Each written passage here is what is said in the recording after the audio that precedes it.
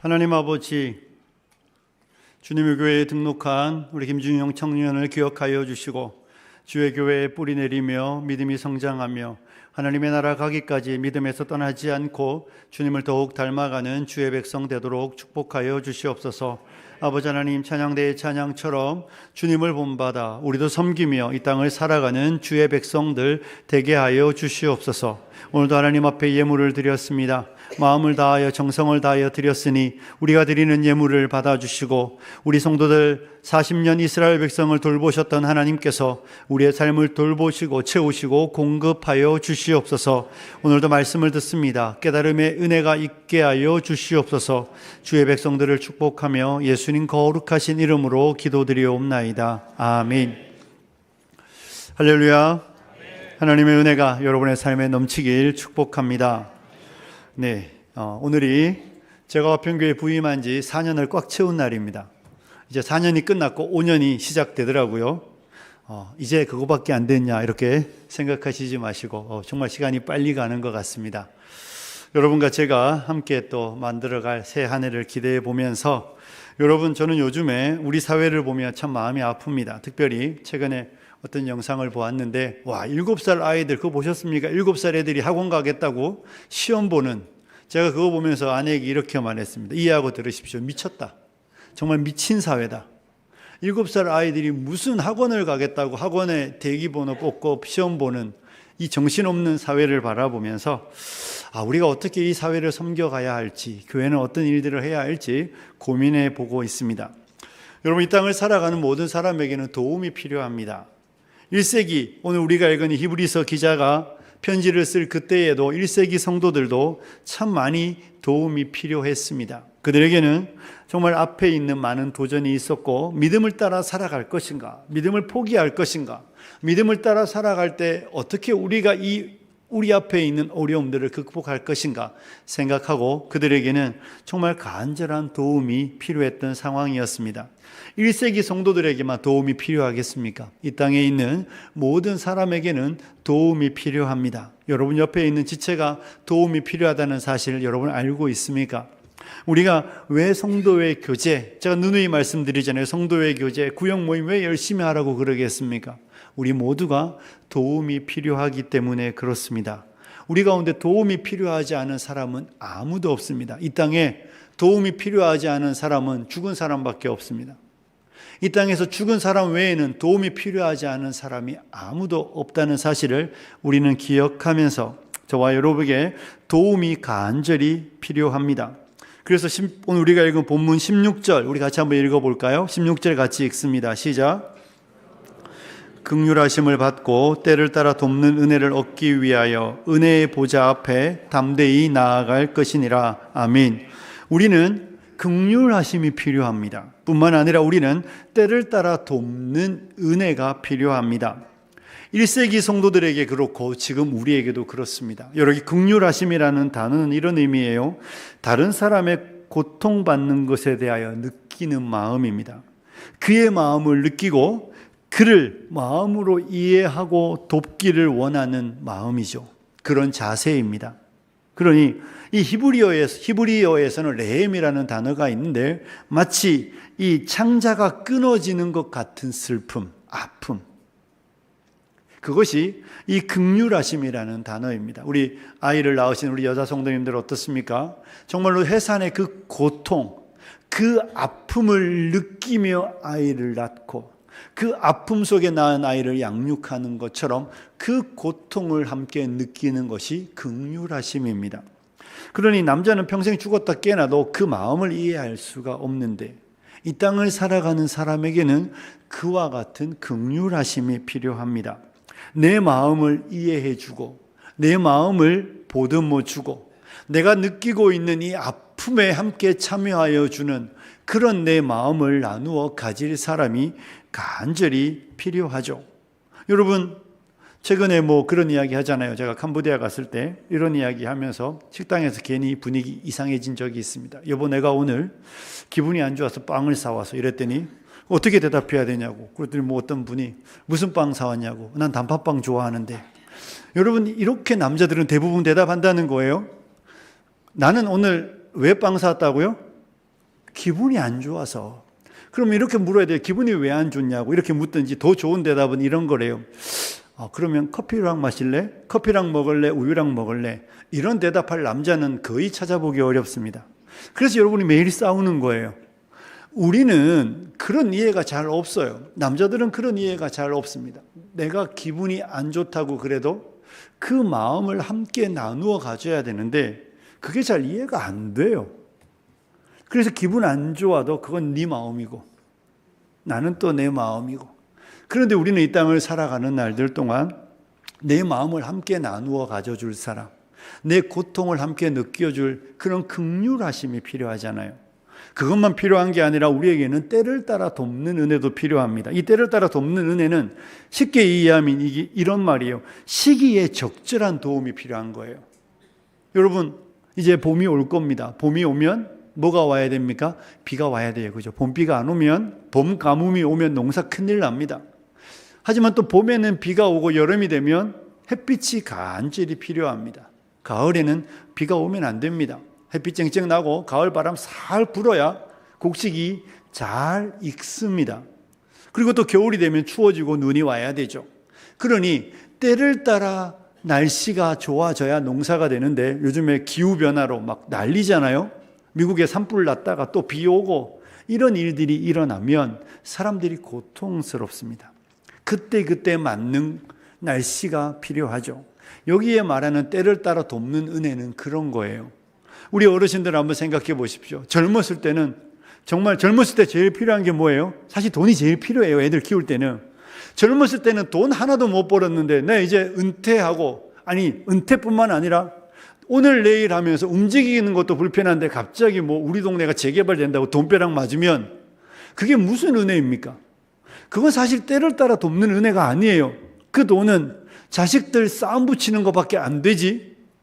젊었을 때 필요할 때 그때 돈이 벌려지고, 나이 들면 돈은 좀 없어도 나에게 말을 걸어줄 사람, 내 말벗이 되어줄 사람, 그런 사람이 필요하잖아요. 그러니 때를 따라 돕는 은혜는 시기적절한 은혜입니다. 이 땅을 살아가는 날들 동안 우리에게는 긍휼하심과 때를 따라 돕는 은혜가 참 간절히 필요합니다. 특별히 믿음을 따라 살아가는 사람에게는 더더욱 필요합니다. 믿음을 따라 살아가는 사람에게 긍휼하심과 때를 따라 돕는 은혜가 훨씬 필요합니다. 이런 거예요, 여러분. 믿음을 따라 안 사는 사람에게는 그렇게 은혜가 많이 필요하지 않아요. 믿음을 따라 안 사는 사람은 전쟁에 나왔다가 나오자마자 총 맞아 죽은 사람이에요. 여러분, 전쟁에 나왔는데 나오자마자 총 맞아 죽으면 그 사람에게 은혜가 필요합니까? 안 필요합니까? 안 필요해요. 그런데 내가 아직 살아있어. 내가 아직 전투의 현장에 총알이 날아다니고 수없이 많은 도움이 필요한 그 전투의 현장에 있으면 나는 계속해서 도움을 입어야 합니다. 이렇게 생각해 보십시오. 사랑은 언제나 뭐죠? 사랑은 언제나 오래 참고, 오래 안 참는 사람에게는 은혜가 안 필요해요. 물론 필요합니다. 그런데 오래 참으려고 노력하는 사람에게는 정말 은혜가 필요합니다. 사람들은 저 사람은 원래 잘 참는다고 생각하는데 아니에요. 성령을 따라 살아가고 말씀을 지키려고 하기 때문에, 오래 참으려고 하기 때문에 애쓰고 노력하는 거예요. 나는 뒤끝 없어 하고 다 말하는 사람은 오래 안 참으니까 그 사람에게는 뭐 때를 따라 돕는 은혜 이런 거 안 필요합니다. 그런데 하나님의 말씀이 그러하니까 참아야지, 인내해야지, 사랑해야지, 그 말씀을 지켜내려고 하는 사람에게는 정말 긍휼하심과 때를 따라 돕는 은혜가 간절히 필요합니다. 그러니 믿음을 따라 살아가려고 노력하는 사람에게는 정말 긍휼하심과 때를 따라 돕는 은혜가 간절하게 필요합니다. 육신의 삶에도 긍휼하심과 때를 따라 돕는 은혜가 필요하고, 믿음을 따라 살아가는 사람에게는 더 많은 긍휼하심과 때를 따라 돕는 은혜가 필요한 것이 살아있는 날들 동안 우리에게 필요한 것입니다. 우리 모두는 도움이 필요하고, 우리 모두에게는 긍휼하심이, 우리 모두에게는 때를 따라 돕는 은혜가 필요한데, 만약에 우리가 도움을 받지 못한다면 어떻습니까? 우리는 낙심하고 실망하고 절망하며 지치고 쓰러지며 때로는 우리는 우울감에 휩싸여 도무지 견딜 수 없는 사람이 될 수밖에 없습니다. 도우리가 없고 내 마음을 이해해 주는 이가 없고 내 마음을 함께 나누어 줄 사람이 없는 슬픈 시대가 되어버려서 사람들이 그렇게 많이 우울감에 휩싸여 있는 것이 우리 시대의 현실입니다. 그런데 성경은 오늘 우리에게 이런 시대를 살아가는 저와 여러분에게 우리에게 정말로 위로의 장소가 있고 우리에게 위로하시는 분이 계시다라고 말씀을 가르쳐 주고 있습니다. 16절 마지막에 보면 이런 구절이 나오고 있습니다. 때를 따라 돕는 은혜를 얻기 위하여 어디 앞에 담대히 나아가자고요? 은혜의 보좌. 이 말은 우리에게는 은혜의 보좌가 있다는 것입니다. 은혜가 흘러 넘치는 곳이 있다는 것이죠. 목마른 인생에게 마르지 않는 샘이 있는 것과 같은 거예요. 정말로 그곳에 가기만 하면 언제나 물이 공급되는, 여러분 아프리카에 가면 동물들이 대이동을 합니다. 아프리카에 가면 케냐에서 탄자니아로, 우리 아프리카 동물의 왕국 보면 대부분 거기 나오거든요. 그 리프트밸리라는 그곳이 정말로 그 계곡에서 동물들이 계절을 따라 물을 찾아서 케냐에서 탄자니아로, 탄자니아에서 케냐로 이동합니다. 물이 없으면 죽기 때문에. 그런데 만약에 그들에게 계속해서 물이 공급된다면 이동 안 할 거예요. 뭐로 이동합니까? 물이 있으면 생명체가 있고 물이 있으면 모든 것이 공급되는데, 은혜의 보좌가 그런 개념입니다. 하나님의 백성들에게 넘치는 은혜, 마르지 않는 샘물이 우리에게 있다라고 말씀하여 주고 있는 것이죠. 이스라엘 백성들이 우리 지난주 말씀 살필 때 출애굽기 19장에 그들이 하나님의 산 호렙에 이르러 하나님이 그들 가운데 임재하시자 번개가 치고 천둥이 있고 막 땅이 흔들리고 깜깜한 가운데 하나님의 말씀이 들릴 때 그들은 두려워 떨었습니다. 그리고 그들이 이렇게 요청했죠. 하나님이 우리에게 말씀하지 마십시오. 우리가 죽을까 합니다. 모세가 우리에게 이야기해도 우리가 잘 순종할 테니 하나님 말씀하지 말라고 이야기했습니다. 그러니 이스라엘 백성들에게 하나님의 존재는 두려움과 공포의 자리였습니다. 그런데 신약을 살아가는 저와 여러분에게 이 은혜의 보좌는 더 이상 두려움과 공포의 자리가 아닙니다. 저와 여러분에게는 어떤 자리입니까? 심판의 보좌가 아니라 우리에게 은혜가 넘치는 보좌, 우리에게 넘치는 축복이 주어지는 장소가 은혜의 보좌라고 성경은 가르쳐주고 있는 것이죠. 이 땅을 살아가는 날들 동안 도움이 필요하고 긍휼하심이 필요하고 때를 따라 돕는 은혜가 필요한 저와 여러분에게 은혜의 보좌가 있다는 것을 믿으시기를 소원합니다. 여러분, 그 은혜의 보좌는 이 땅에 있는 게 아니에요. 이 은혜의 보좌는 이스라엘 백성들이 지성소 안으로 들어가 법궤 앞에 나갔던 그곳이 아니라 저와 여러분은 승천하신 주님이 나아가신 그 하늘 보좌가 우리 앞에 있다는 것을 믿으시기를 소원합니다. 우리가 이 예배의 자리에 와서 공간은 여기이지만 우리가 하나님의 존전 앞에 있는 거예요. 우리가 하나님의 은혜의 보좌에 간다는 것은 이 땅에 있는 어느 곳이 아니라 우리가 하늘 영광의 보좌 앞으로 나아가게 되었다는 것을 말씀하고 있다는 것을 믿으시기를 소원합니다. 여러분, 우리 어저께 제가 어떤 성도님에게 전화했더니 어떠세요? 했더니 목사님 너무 추워요 이렇게 이야기하시더라고요. 밖에서 일하시니까. 겨울이 끝나갑니다. 그런데 또 겨울이 지나면 여름이 오겠죠. 그때 되면 전화하면 그러겠죠. 목사님 너무 더워요 이러실 거예요. 만약에 이 추운 겨울에 밖에서 일하시는 분에게 집이 없다면 어떻습니까? 하루 종일 손발 꽁꽁 얼도록 밖에서 일했는데 돌아갈 집이 없다면 밤은 그분에게 더 가혹한 곳이 될 것입니다. 그런데 추운 곳에서 아침부터 일하지만 소망은 무엇입니까? 돌아갈 집이 있는 거예요. 집에 오면 얼었던 손발이 녹고 추위가 몸에 녹아지며 위로가 되고 안식처가 되는 집이 있는 것이죠. 여러분, 이와 같이 은혜의 보좌는 그런 곳이라는 것입니다. 은혜의 보좌는 우리 영혼의 안식처가 되고 우리 영혼의 집이 우리에게 있다라고 성경은 우리에게 가르쳐 주고 있는 것입니다. 사랑하는 성도 여러분, 우리는 은혜의 보좌가 우리에게 열려 있다는 것을 믿으시기를 소원합니다. 구약 이스라엘 백성들은 대제사장만이 1년에 한 번 나아갔던 그곳이 저와 여러분에게는 더 이상 막힌 공간이 아니고 닫힌 공간이 아니라 우리를 위하여 구주께서 십자가에 죽으심으로 그의 육체 가운데 내신 길로 우리가 은혜의 보좌로 나아갈 수 있는 은혜의 보좌가 있음을 믿으시기를 소원합니다. 뿐만 아니라 우리에게는 큰 대제사장이 계신다라고 성경은 우리에게 말씀하여 주고 있습니다. 우리 14절을 같이 읽어볼까요? 같이 읽습니다. 시작.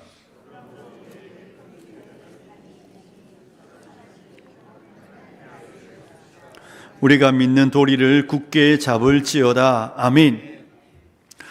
구약을 이해하셔야 되는 개념인데 구약에 하나님은 레위 지파, 아론의 지파 중에 대제사장을 세웠습니다. 여러분, 대제사장은 이렇게 이해하시면 됩니다. 구약에 보면 왕이 있고 제사장이 있고 선지자가 있습니다. 왕은 제외하고 선지자와 제사장의 가장 큰 차이는 무엇이겠습니까? 제사장은 사람들 가운데 뽑은 대표자로 하나님이 세우시는 거예요. 그가 대표자로 나와서 뭐 하는 겁니까? 백성을 대신하여 희생제사를 드리는 겁니다. 백성이 죄를 지으면 제사장이 대신 제사를 지내주며 그의 죄가 용서받도록 제사를 지내주고, 백성이 기도해야 될 제목이 있으면 제사장에게 나오면 제사장이 하나님 앞에 기도해 주는 그런 중요한 일을 행하는 사람이었습니다. 그러니 제사장은 사람 편에 서서 사람을 위하여 하나님 앞에 기도하는 사람입니다. 선지자는 어떤 개념이겠습니까? 하나님이 뽑아서 하나님의 말씀을 대언하는 사람으로 세우는 것이죠. 그러니 선지자는 하나님 편에서 백성을 향하여 말씀을 전하는 사람입니다. 그래서 선지자들의 이야기는 가끔 부담스럽습니다. 선지자의 이야기는 그 백성에게 들릴 때에 귀가 울리고 마음이 울리는 말씀들이었습니다. 그런데 대제사장은 백성을 위하여, 백성을 대신하여 하나님이 그들에게 복 주시기 위하여, 그들의 죄를 속하기 위하여, 그들의 기도에 응답하시기 위하여 세운 사람이었습니다. 그런데 그 제사장은, 구약의 대제사장은 사람인지라 한계가 있었습니다. 그도 죽었고, 그러니 계속 새로운 대제사장이 필요했습니다. 그런데 우리에게는 승천하신, 사망의 권세를 이기시고 완전한 제사를 지내시고 하늘의 보좌로 들어가신 대제사장 대신 예수님이 있다라고 말씀하여 주고 있습니다. 그러니 저와 여러분에게는 우리를 대신하여 제사를 지내시고 단번에 완전히 완성하신 그 어린 양의 보혈을 들고 하늘 보좌로 나아가신 예수님이 계신다라는 사실을 우리는 믿어야 할 줄로 믿습니다. 그분이 우리에게 있다는 것입니다. 그러니 우리를 위하여 희생제사를 지내시고 우리를 위하여 하늘 보좌로 나아가셔서 하나님 보좌 우편에서 우리를 위하여 기도하시는 예수님이 우리의 큰 대제사장으로 계신다라는 성경 말씀을 여러분과 저는 믿어야 할 줄로 믿습니다. 여러분, 우리에게는 은혜의 보좌가 있고 큰 대제사장이 있음을 믿으시기를 축복합니다. 우리에게 있는 대제사장은 얼마나 좋은 분입니까? 성경은 이렇게 우리에게 가르쳐 주고 있습니다. 15절입니다. 같이 읽을까요? 시작.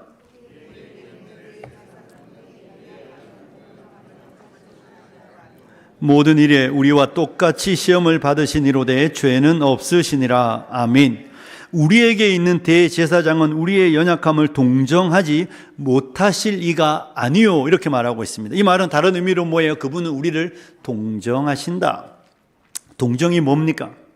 우리와 같은 감정을 가지시고 우리의 연약함을 함께 느끼신다는 겁니다. 가끔씩 요즘에 소통 강사라면 우리나라에서 제일 유명한 분이 김창욱 씨잖아요.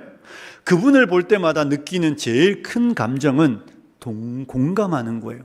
사람이 사연을 이야기할 때 막 같이 우시잖아요. 그 사연을 이야기하는 사람의 마음을 함께 참여해서 함께 막 눈물을 흘리시더라고요. 우리 예수님이 그렇게 우리의 연약함에 대하여 공감하시는, 동정하여 주신다고 성경은 말씀하여 주고 있는 것입니다.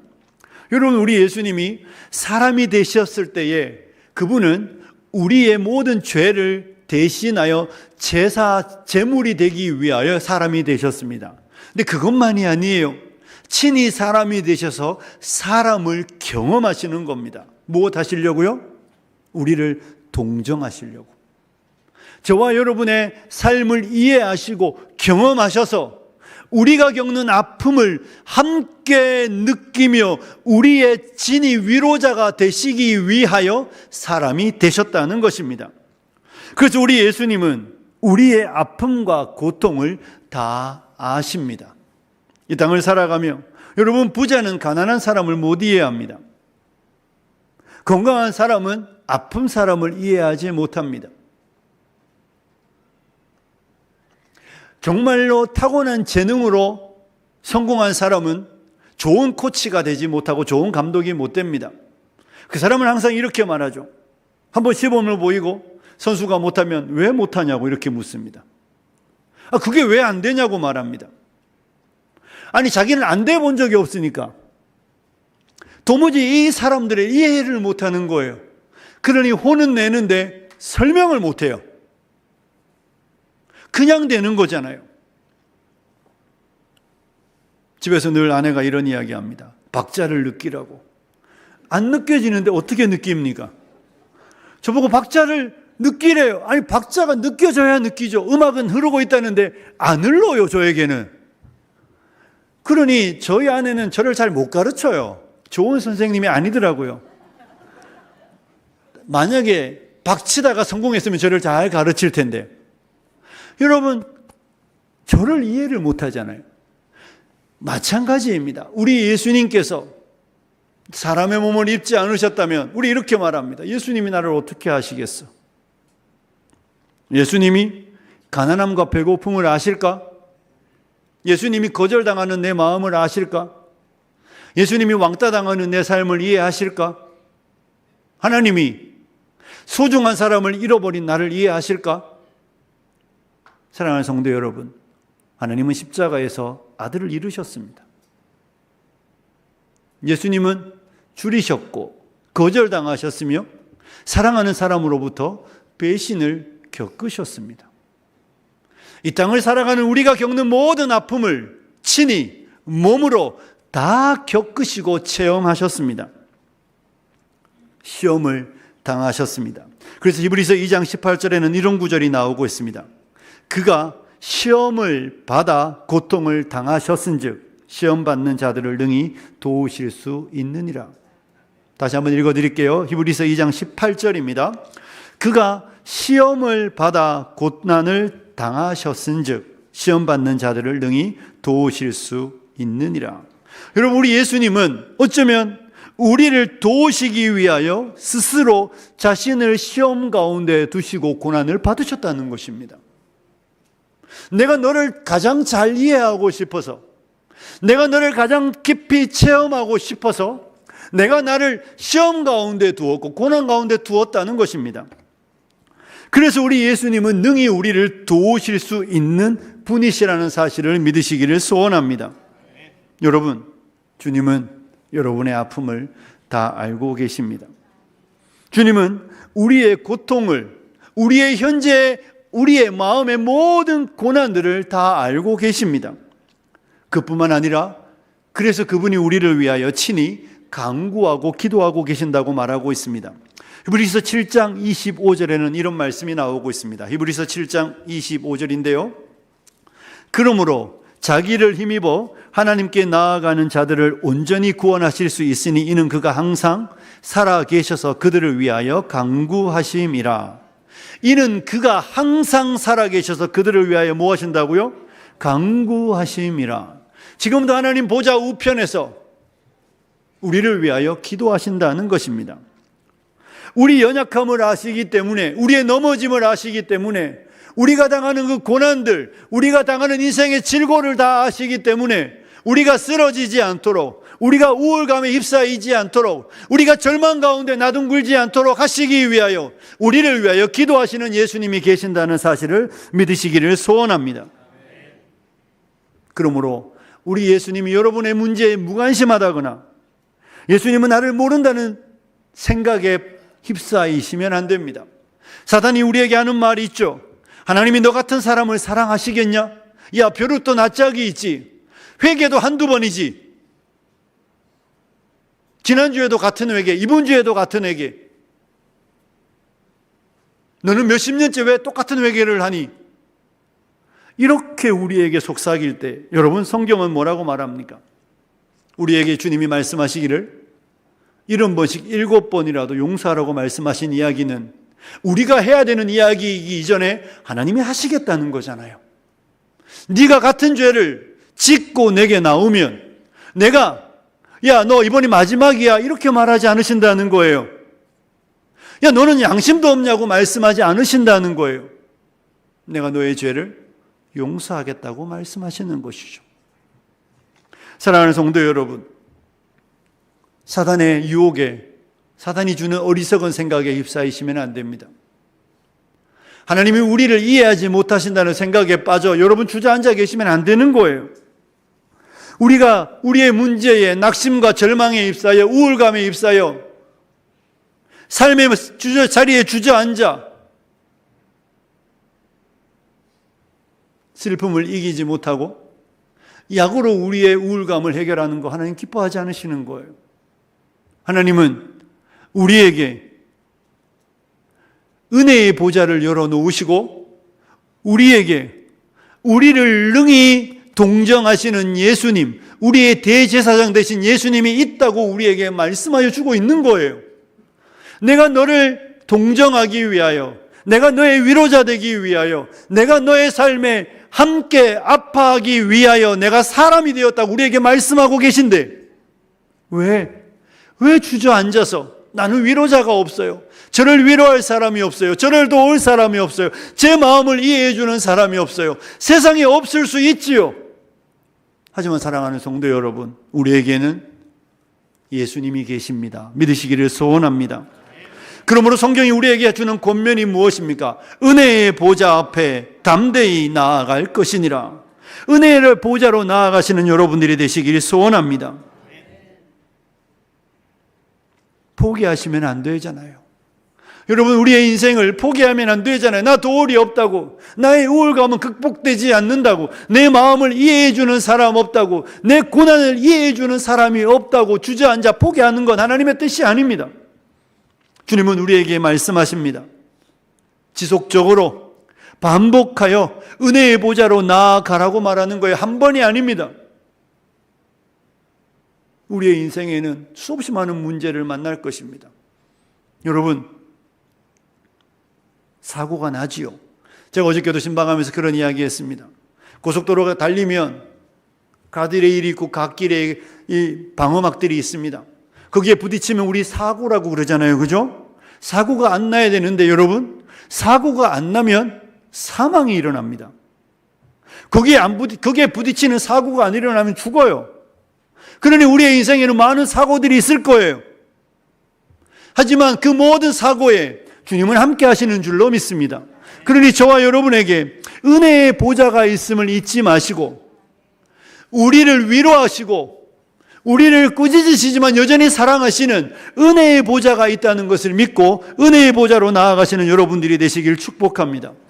여러분, 우리의 자녀들이 만약에 어린아이들 이제 따로 잠을 재우기 시작했는데 어느 날 천둥번개가 치고 비가 억수같이 옵니다. 그런데 그 아이가 옆방에 엄마가 있는데, 옆방에 아빠가 있는데 그 천둥번개 치는 밤에 오들오들 떨며 이불 속에서 두려워 떨며 눈물 흘리면서 옆방에 가지 않고 밤을 새는 아이가 있다면 부모의 마음이 어떻겠습니까? 천둥번개 치는 밤에는 방문을 열고 옆방으로 가면 끝나는 것이잖아요.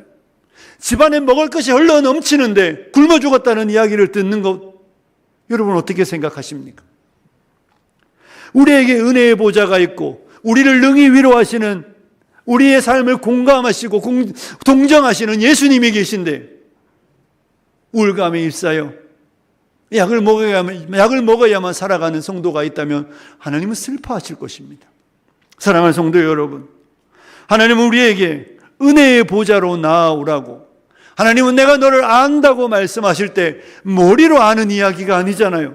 내가 너의 아픔을 경험했고 너의 슬픔을 경험했으며 너의 거절과 너의 고통과 네가 이 땅에서 살아가는 그 모든 고난을 내가 알고 있다고 말씀하실 때 내가 경험했다는 이야기입니다. 그러니 저와 여러분에게 필요한 건 은혜의 보좌로 나아가는 것입니다. 여러분, 우리의 과거는 자비가 필요합니다. 지나간 과거는 하나님의 자비하심이 필요하지만 오늘과 현재와 미래에는 은혜가 필요합니다. 이 땅을 살아가는 날들 동안 우리의 현재와 미래에는 은혜가 필요한 줄로 믿습니다. 그러면 무엇 해야 되겠습니까? 은혜의 보좌로 나아가시는 여러분들이 되시길 소원합니다. 사랑하는 성도 여러분, 화평교회에는 은혜가 필요합니다. 우리 교회는 정말 하나님의 은혜가 필요한 시기입니다.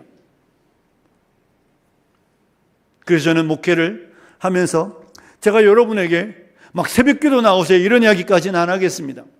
우리 집사님들 새벽기도 나오라는 이야기, 어려운 이야기 알고 있습니다. 저도 보니까 저희 애들이 밤 12시에 막 집에 와요. 그러니 12시에 아이들을 맡고 새벽기도 나오라는 이야기는 여러분의 직장생활을 망치라는 이야기니까 거기까지 요청하지는 않겠습니다. 집에서 기도하고 출근하십시오. 하지만 저는 우리 교회가 주일 예배와 금요 기도회에는 열심히 오셨으면 좋겠습니다. 특별히 주요 직원들, 우리 안수 집사님들, 우리 권사님들, 장로님들은 금요 기도회에는 꼭 오시기를 부탁드립니다. 여러분과 제가 우리 교회에 은혜가 필요한데 함께 은혜를 강구하고 갈망해야 하지 않겠습니까? 여러분에게 새벽기도 그거 강요 안 하겠습니다. 수요 예배 7시 반까지 퇴근 못하는 거 알고 있습니다. 하지만 금요일과 주일만큼은 꼭 오셔야 합니다. 우리에게는 은혜가 필요하니까요. 여러분의 가정도 은혜가 필요하고 우리 교회에도 은혜가 필요합니다. 우리가 중요한 결정을 앞에 놓고 있는데 우리가 지금 기도하지 않으면 언제 기도하겠습니까? 그러니 우리 주요 직원들은 부담을 느끼시고 부담감을 가지시고 금요 기도에 다 나오시기를 부탁드립니다. 사랑하는 성도 여러분, 말씀을 마무리하면서 하나님은 우리가 낙심하고 절망하고 괴로워하는 거 원하지 않습니다. 하나님은 저와 여러분에게 은혜의 보좌를 열어놓으시고 우리의 위로자가 되시는, 우리의 삶에서 우리를 동정하시는 예수님, 대제사장 되시는 예수님을 우리에게 선물로 주셨습니다. 그러니 저와 여러분이 정말로 은혜의 보좌로 나아가며 예수님께서 우리에게 주시는 그 동정하심을, 예수님의 긍휼하심을, 때를 따라 돕는 은혜를 누리시는 성도들이 되시길 소원합니다. 그러므로 여러분, 우울감에 휩싸이지 마십시오. 성도는 고난이 있지만 고난 가운데 기뻐하는 사람입니다. 성도는 환난이 있지만 환난 가운데 평안을 누리는 사람입니다. 이것이 성도입니다. 어려움을 안 주시겠다고 말씀하신 적은 없습니다. 너의 인생에 고난이 없게 하시겠다고 말씀하신 적은 없습니다. 하지만 그 어려움과 고난 중에 내가 너의 위로자가 되겠다고 주님은 약속하십니다. 내가 너의 힘이 되어주고 내가 너의 구원이 되어주며 내가 너의 반석이 되어주며 내가 너에게 은혜 주시는 분이 되어서 나는 너의 삶에 능히 위로하며 너로 하여금 그 어려움을 넉넉히 이기고 기쁨과 평안으로 살아가게 하겠다고 말씀하시며 우리에게 그러니 하늘의 보좌, 은혜의 보좌로 나아오라고 말씀하고 있으니 저는 우리 모든 성도님들이 우울감에 휩싸이지 말고 절망에 휩싸이지 말며 두려움에 휩싸이지 말며 은혜의 보좌로 나아가 하나님의 위로와 하나님의 복을 누리시는 귀하고 복된 성도님들이 되시길 주님의 이름으로 축복합니다. 기도하겠습니다. 하나님 아버지, 은혜의 보좌로 나아가 하나님이 주시는 위로와 하나님이 주시는 은택들을 마음껏 누리는 우리들이 될 수 있도록 은혜 베풀어 주시옵소서. 우리 가운데 누구도 절망과 우울감에 휩싸여 잠 못 이루는 이들이 없게 하여 주시고 천인이 내 옆에 만인이 내 앞에 엎드러져도 우리는 안연히 거하며 평안을 누리는 하나님의 기쁨 가운데 살아가는 주의 백성들이 되게 하여 주시옵소서. 예수님 거룩하신 이름으로 기도드리옵나이다. 아멘.